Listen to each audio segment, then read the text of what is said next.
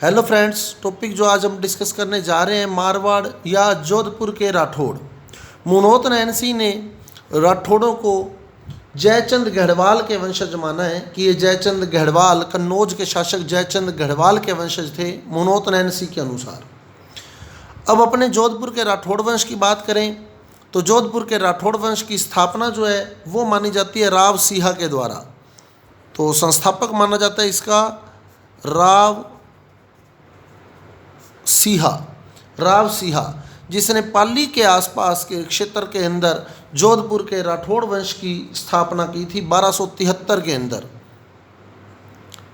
1273 में पाली के आसपास के क्षेत्र में। और इसका जो पहला प्रतापी शासक माना जाता है वो माना जाता है राव चूड़ा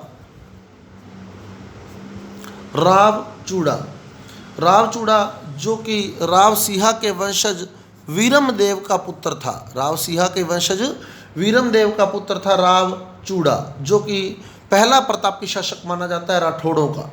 अब राव चूड़ा जो है, राव चूड़ा ने अपनी राजधानी बनाया था मंडोर को। तो मंडोर राजधानी बनी थी राव चूड़ा की। तो राव चूड़ा की राजधानी थी मंडोर। सबसे मेन बात, मंडोर को अपनी राजधानी बनाया। तो मंडोर में शासक बना राव चूड़ा। अब राव चूड़ा के दो रानियां थी, जिसमें एक रानी के संतान थी रणमल, जो कि इसका बड़ा बेटा था रणमल, और रणमल की बहन थी हंसाबाई। यानी एक रानी से रणमल और हंसाबाई का जन्म हुआ था। और दूसरी रानी से जन्म हुआ था कान्हे का। बड़ा था रणमल, तो राजा बनना चाहिए था रणमल को, लेकिन राव चूड़ा ने अपना उत्तराधिकारी नियुक्त कर दिया कान्हे को। रणमल बड़ा था तो राजा रणमल को बनना चाहिए था, लेकिन उत्तराधिकारी नियुक्त कर दिया गया कान्हे को। यानी राव चूड़ा के बाद जो राठौड़ों का राजा होगा, जोधपुर का राजा होगा, वो होगा कान्हे। मंडोर में जो शासक बनेगा वो बनेगा कान्हे। ये घोषणा कर दी गई राव चूड़ा के द्वारा। तो रणमल इससे नाराज हो गया और उस समय मेवाड़ में शासन था राणा लाखा का। और राणा लाखा के संतान थी यहाँ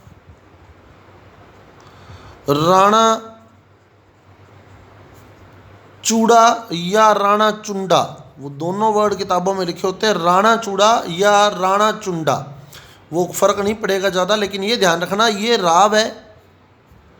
जोधपुर के अंदर जो राजा थे वो राव, जैसे राव मालदेव, राव गंगा, राव चूड़ा, राव जोधा, राव लगता था शुरू में उनके। और जो मेवाड़ में थे वो राणा शाखा थी, राणा लाखा, राणा चूड़ा, राणा प्रताप, राणा सांगा, उनसे पहले राणा लगा होगा। तो मोटा मोटा फर्क यही होगा, कई किताबों में चूड़ा लिखा हुआ है, कई बुक्स में चुंडा लिखा हुआ है। तो राव चूड़ा की अपने बात कर रहे थे। राव चूड़ा के दो रानियां, एक रानी से रणमल जो कि इसका बड़ा पुत्र था, उसकी बहन थी हंसाबाई, और दूसरी रानी ने जन्म दिया कान्हे को। तो उत्तराधिकारी नियुक्त कर दिया गया कान्हे को। तो रणमल इस बात से नाराज हो गया और नाराज होकर ये अपनी बहन हंसाबाई को लेकर चला गया मेवाड़ के शासक राणा लाखा के पास। तो रणमल जो था वो नाराज हो गया यहाँ, क्योंकि कान्हा को उत्तराधिकारी नियुक्त कर दिया गया। तो ये अपनी बहन को लेकर चला गया राणा लाखा के पास। राणा लाखा के पास जब ये गया तो इसने वहाँ अपनी बहन हंसाबाई का विवाह कर दिया राणा लाखा से, और शर्त रख दी कि हंसाबाई से विवाह तो कर दूंगा तेरा, लेकिन भविष्य में जो राजा होगा मेवाड़ का राजा, क्योंकि बड़ा कौन है, राणा चूड़ा, तो फिर राजा तो ये बनेगा। तो वचन ये देना है कि हंसाबाई की संतान ही राजा बनेगी, ये वचन देगा मेरे को, तो हंसाबाई से तेरा विवाह कर दूंगा। तो यहाँ राणा लाखा ने वचन दिया कि भविष्य में जो शासक होगी वो हंसाबाई की संतान ही होगी। और हंसाबाई ने यहाँ जन्म दिया था मोक्कल को। तो राणा लाखा के बाद जो राजा बना था वो बना था मोक्कल। और राणा चूड़ा ने यहाँ प्रतिज्ञा ली थी कि वो आजीवन विवाह नहीं करेगा। तो राणा चूड़ा को मेवाड़ का भीष्म पितामह भी कहा जाता है। 62 वर्ष की आयु के अंदर राणा लाखा का विवाह हुआ था हंसाबाई से। और हंसाबाई की संतान मोक्कल शासक बनेगी, यह वचन लिया था रणमल ने। और तो राणा चूड़ा ने प्रतिज्ञा ली थी कि वो आजीवन विवाह नहीं करेगा। तो राणा चूड़ा को मेवाड़ का भीष्म पितामह कहा जाता है। तो हंसाबाई ने जन्म दिया मोक्कल को। इधर कान्हे की मृत्यु हो गई तो रणमल वापिस जाकर यहाँ राजा बन गया कान्हे के बाद। तो कान्हे के बाद राजा बना रणमल। कान्हे के बाद राजा बना रणमल। और इधर राणा लाखा के बाद राजा बना मोक्कल। राणा लाखा के बाद राजा बना मोक्कल। अब रणमल जो था वो हस्तक्षेप करता था मेवाड़ के मामलों में, क्योंकि इसकी बहन वहाँ ब्याही हुई थी। तो रणमल मेवाड़ के मामलों में हस्तक्षेप करता था, जो राणा चूड़ा को पसंद नहीं था कि वो हस्तक्षेप करे मेवाड़ के मामलों में। इसलिए मेवाड़ वालों ने रणमल की यहाँ हत्या करा दी थी। मेवाड़ सरदारों ने रणमल की हत्या करवा दी। और रणमल के संतान थी राव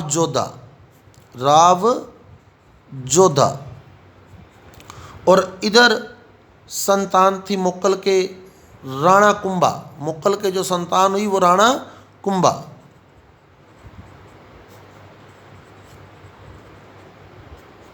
मोक्कल के संतान हुई राणा कुंभा। अब रणमल की हत्या करवा दी गई थी 1438 के अंदर। 1438 के अंदर तो 1438 में मेवाड़ का अधिकार हो गया था मारवाड़ पर। मेवाड़ वालों ने मारवाड़ पर कब्जा कर लिया। और राव जोधा ने 1453 में वापिस मंडोर को मुक्त कराया था मेवाड़ से, 1453 के अंदर। तो 1453 के अंदर राव जोधा वापिस राजा बना था मारवाड़ का। 1438 में रणमल की हत्या करवा दी गई थी मेवाड़ के आंतरिक मामलों में हस्तक्षेप के कारण। तो मेवाड़ का अधिकार हो गया था, मेवाड़ क्षेत्र का अधिकार हो गया मारवाड़ पर अधिकार हो गया मेवाड़ का। 1453 में राव जोधा वापिस राजा बना। तो मेवाड़ और मारवाड़ में शत्रुता उत्पन्न हो गई थी इस कारण, क्योंकि यहाँ रणमल की हत्या करवा दी गई थी। रणमल की हत्या करवाते ही यहाँ मेवाड़ का अधिकार हो गया। राव जोधा ने वो वापिस अपने कब्जे में लिया। तो मेवाड़ और मारवाड़ में आंतरिक शत्रुता वहाँ उत्पन्न हो चुकी थी। तो वापिस देख ले एक बार। संस्थापक राव सिंहा पाली के आसपास 1273 में स्थापना की। पहला प्रतापी शासक था राव चूड़ा, जिसने मंडोर को अपनी राजधानी बनाया था। और राव चूड़ा ने अपने छोटे पुत्र कान्हा को यहाँ उत्तराधिकारी बना दिया था। तो रणमल अपनी बहन हंसाबाई को लेकर राणा लाखा के पास चला गया और राणा लाखा से हंसाबाई का विवाह कर दिया और शर्त रख दी कि उसका पुत्र ही राजा बनेगा। तो राजा बना था मोक्कल। और इधर कान्हा की मृत्यु हो गई तो रणमल वापिस लौट आया मारवाड़ के अंदर। लेकिन मेवाड़ के आंतरिक मामलों में हस्तक्षेप के कारण 1438 में रणमल की हत्या करवा दी गई और मेवाड़ वालों ने मारवाड़ पर अपना अधिकार कर लिया। फिर राव जोधा ने वापस 1453 में मारवाड़ पर अपना अधिकार किया और मेवाड़ और मारवाड़ में शत्रुता उत्पन्न हो चुकी थी इन विवादों को लेकर। अब उस शत्रुता का अंत कैसे हुआ, कि कैसे वो शत्रुता समाप्त हुई? तो राव जोधा के पुत्री हुई श्रृंगार देवी।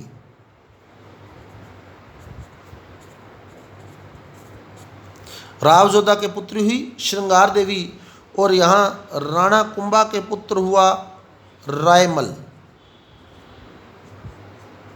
राणा कुंभा के पुत्र हुआ रायमल और राव जोधा के पुत्री हुई थी श्रृंगार देवी। राव जोधा के पुत्री श्रृंगार देवी और राणा कुंभा के पुत्र हुआ रायमल। अब श्रृंगार देवी का विवाह रायमल से करवा दिया गया, तो जो शत्रुता थी वो समाप्त की गई। श्रृंगार देवी का विवाह कुंभा के पुत्र रायमल से करवा दिया गया और वो जो मेवाड़ और मारवाड़ में शत्रुता थी उसका अंत किया गया। इस संधि को इतिहास में आवड़ बावड़ संधि, आवड़ बावल संधि तो किस किस के बीच हुई? मारवाड़ और मेवाड़ के बीच, राव जोधा और कुंभा के बीच। राव जोधा ने अपनी पुत्री श्रृंगार देवी का विवाह कुंभा के पुत्र रायमल से करवाकर मारवाड़ और मेवाड़ की शत्रुता का अंत किया था। अब राव जोधा के 5 पुत्र, राव जोधा के 5 पुत्र थे। जिसमें सबसे बड़ा था सातल। राव जोधा के 5 पुत्र, पांचों में सबसे बड़ा था सातल। तो राव जोधा के 5 पुत्र थे, जिसमें सबसे बड़ा पुत्र था सातल।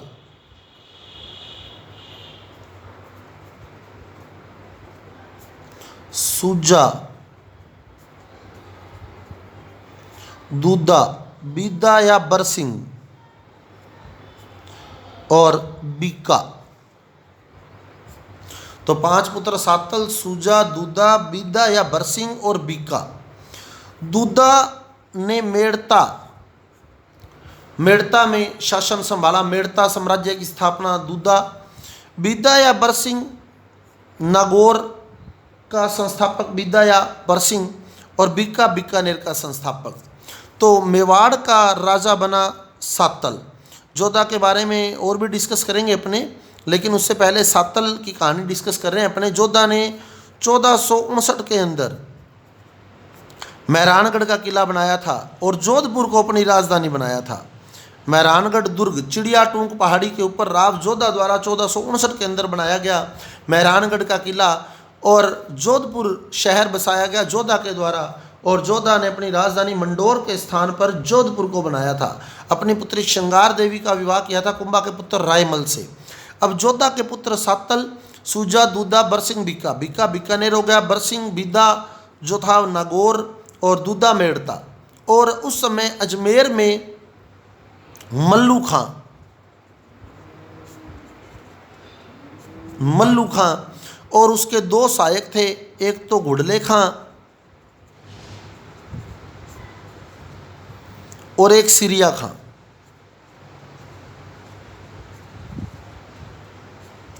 घुड़ले खां और सिरिया खां, तो ये जो थे मारवाड़ पर आक्रमण करते रहते थे। घुड़ले खां, सिरिया खां, मल्लू खां के 2 सहायक थे, सिरिया खां और घुड़ले खां। तो उन्होंने मेड़ता पर आक्रमण किया। घुड़ले खां और सिरिया खां जो कि मल्लू खां के सहायक थे, उन्होंने मेड़ता पर आक्रमण किया। और मेड़ता पर आक्रमण करने के बाद वो पिपाड़ की ओर बढ़े। जब वो पिपाड़ की ओर बढ़े तो पिपाड़ में पानी भर रही जो स्त्रियां थी उनको वो उठाकर ले गए घुड़ले खां और सिरिया खां। घुड़ले खां और सिरिया खां जो थे उन स्त्रियों को उठाकर ले गए पिपाड़ से। अब ये सूचना पहुंची सातल तक सूचना पहुंची कि हमारे साम्राज्य से पिपाड़ क्षेत्र से जो विवाहित स्त्रियां हैं उनको घुड़ले खां और सिरिया खां जो कि मल्लू खां के सहायक है वो उठा के ले गए हैं। तो सातल ने उनका पीछा किया और अभी वो पिपाड़ से निकले ही थे, थोड़ी दूर पहुंचे थे, तो रास्ते में पिपाड़ से जब वो सुहागिन स्त्रियों को लेकर जा रहे थे तो सातल ने उनका पीछा किया और घुड़ले खां और सिरिया खां और सातल के बीच युद्ध हुआ, जिसमें घुड़ले खां मारा गया। सातल भी घायल हो गया था, घुड़ले खां मारा गया। और सातल जो था वो घुड़ले खां का सिर काट कर ले आया था मारवाड़ के अंदर। घुड़ले खां का सिर काट कर सातल मारवाड़ में ले आया। सातल स्वयं भी घायल हो गया था, पर घुड़ले खां के सिर को काट कर सातल जो था वो मारवाड़ में ले आया था। और जो स्त्रियां थी वो घुड़ले खां के सिर को लेकर घूमी थी पूरे मारवाड़ के अंदर। तो उसी समय से मारवाड़ के अंदर घुड़ला नृत्य प्रसिद्ध हुआ था। घुड़ला नृत्य, उन्होंने घुड़ले खां का सिर जो था उसको लेकर मारवाड़ में नृत्य किया था, तभी से घुड़ला नृत्य फेमस है। वर्तमान में मटके के अंदर छेद करके स्त्रियां घुड़ले नृत्य के अंदर नाचती हैं, और वो जो मटका है जिसमें छेद किए जाते हैं वो घुड़ले खां का है, सिर का प्रतीक माना जाता है। तो घुड़ले खां का सिर काट कर सातल ले आया था। और घुड़ला नृत्य जो कि मारवाड़ से संबंधित है, घुड़ला नृत्य। और सातल स्वयं भी घायल हो गया था, तो यहाँ सातल की मृत्यु हो गई। सातल के बाद राजा बना सूजा। सातल के बाद राजा बना सूजा। सूजा गद्दी पर बैठा। सूजा का कोई ज़्यादा योगदान नहीं है इतिहास के अंदर, लेकिन सूजा के बाद उसका पुत्र गांगा राजा बना। तो सूजा के बाद उसका पुत्र गांगा, राव गांगा। और इधर रायमल के जो संतान हुई वो थी सांगा। रायमल के संतान हुई राणा सांगा। राणा सांगा रायमल का बेटा था, तो रायमल के संतान हुई राणा सांगा। और इधर सुजा के संतान हुई राव गंगा। और सांगा का युद्ध फेमस है। सांगा ने जो युद्ध लड़ा था खानवा का युद्ध बाबर के साथ जो खानवा का युद्ध लड़ा था, तो उसमें गंगा ने सहायता की थी सांगा की। गंगा ने सहायता की थी सांगा की। 4000 सैनिक भेजे थे अपने सांगा की सहायता करने के लिए खानवा के युद्ध के अंदर। और गंगा के संतान थी मालदेव, तो मालदेव को ही नेतृत्वकर्ता बनाकर भेजा था गंगा ने 4000 सैनिकों के साथ। मालदेव के नेतृत्व में सांगा की सहायता, तो गंगा हेल्प सांगा, याद रह जाएगा, गंगा हेल्प सांगा, यानी गंगा ने सांगा की सहायता की किस युद्ध में? खानवा के युद्ध में। खानवा का युद्ध जो था विदेशी शक्तियों को भारत से बाहर निकालने के लिए लड़ा गया था, बाबर को भारत से बाहर निकालने के लिए लड़ा गया था। तो खानवा जो कि भरतपुर के अंदर पड़ता है खानवा, तो खानवा का युद्ध हुआ था सांगा और बाबर के बीच। सांगा ने सारे राजपूत राजाओं को यहाँ इकट्ठा किया था। वो जब अपने राणा सांगा पढ़ेंगे तब पूरा क्लियर करेंगे। तो सांगा ने पूरे राजपूत राजाओं को एकत्रित कर लिया था एक छत्र के नीचे की विदेशी शक्तियों को, यानी बाबर को भारत से बाहर निकालने का समय आ गया है, अब बाबर को भारत से बाहर निकालना ही होगा। तो उस समय सारे राजपूत राजाओं ने सहायता की थी सांगा की। तो खानवा का युद्ध हुआ था सांगा और बाबर के बीच, जिसमें गंगा ने भी सहायता की थी सांगा की। 4000 सैनिक भेजे थे अपने पुत्र मालदेव के नेतृत्व में। तो फिर क्लियर कर लें एक बार सारा, क्योंकि फिर मालदेव अपने डिस्कस करना है एक बार, उससे पहले एक बार रिपीट कर लेते हैं सारा।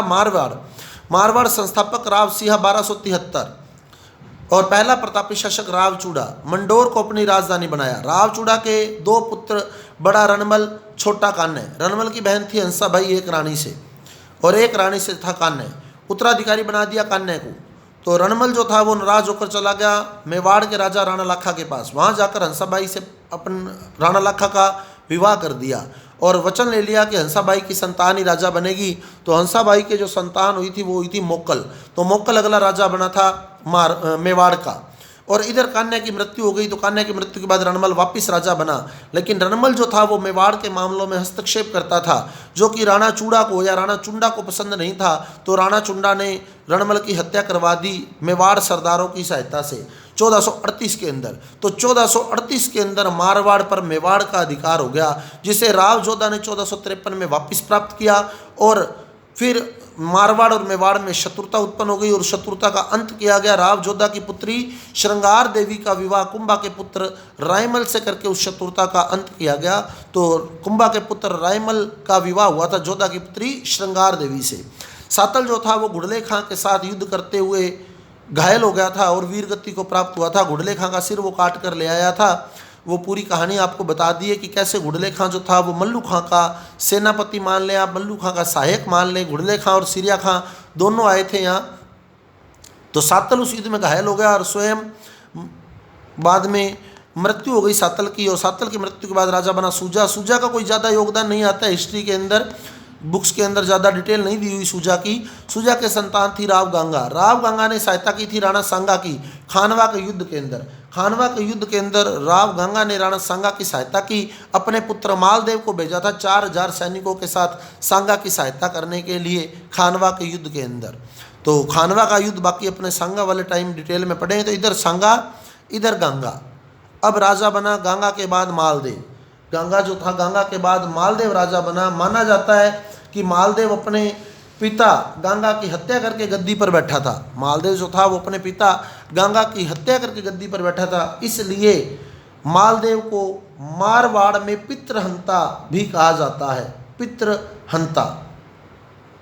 और मालदेव जो था, जब हम बात करें खानवा के युद्ध की, तो खानवा के युद्ध में सांगा घायल हो गया था और मालदेव ही उसको निकालकर युद्ध क्षेत्र से बसवा ले गया था। बसवा दौसा बिल्कुल पास में पड़ता है। तो भरतपुर से बसवा दौसा लाने वाला सांगा को मालदेव ही माना जाता है। कि राणा सांगा जो था खानवा के युद्ध में घायल हो गया था, तो उसको खानवा क्षेत्र से बसवा लाने वाला मालदेव ही माना जाता है। 4000 सैनिकों के साथ गंगा ने भेजा था और मालदेव गंगा को मारकर गद्दी पर बैठा था, इसलिए मालदेव को मारवाड़ में पितृहंता भी कहा जाता है। मारवाड़ में पितृहंता। तो ये स्टार्टिंग डिस्कस की है अपने। कल मेन काम शुरू करेंगे अपने मालदेव से। तो मालदेव कल टॉपिक होगा अपना मालदेव। तो मालदेव जो था वो सबसे मेन शासक जो है जोधपुर का मालदेव, जिसके काल में शेर शाह सूरी आया था आक्रमण करने मारवाड़ के अंदर। तो वो कहानी अपने कल सारी डिस्कस करेंगे। तो ये स्टार्टिंग थी मारवाड़ के राठौड़ की, और कल आगे इसको डिटेल में डिस्कस करेंगे। Thank you.